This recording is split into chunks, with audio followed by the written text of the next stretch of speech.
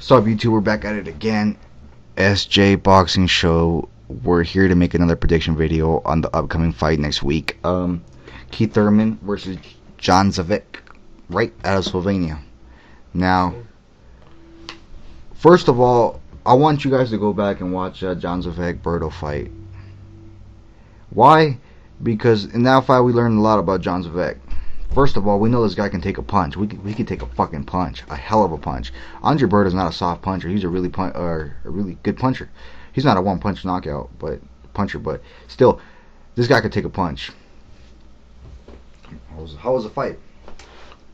Jan Zaveck was definitely coming on at the time of the stoppage.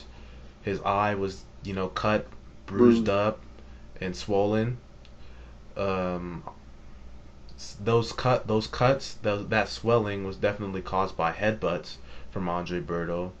So I believe that Jan Zaveck definitely could have came on in the fight later on had it not been for those setbacks.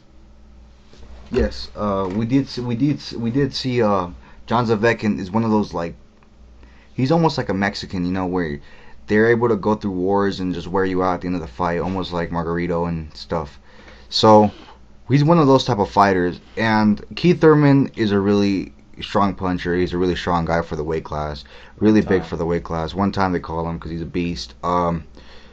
Keith Thurman, I don't think he punches much harder than Berto. He might punch a little bit harder, but not much harder. He's definitely stronger. He's definitely stronger in that department, maybe faster. I don't know about conditioning yet. We have yet to see that. This is the biggest question in this fight. Keith Thurman has only been past the 7th round once, and that was against an 8-round decision against a Brazilian man.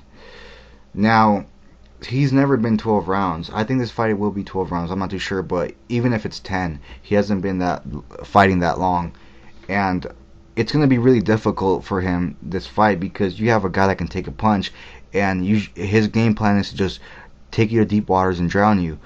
So this is a very good test for Keith Thurman. We're gonna know a lot about him at the end of this fight.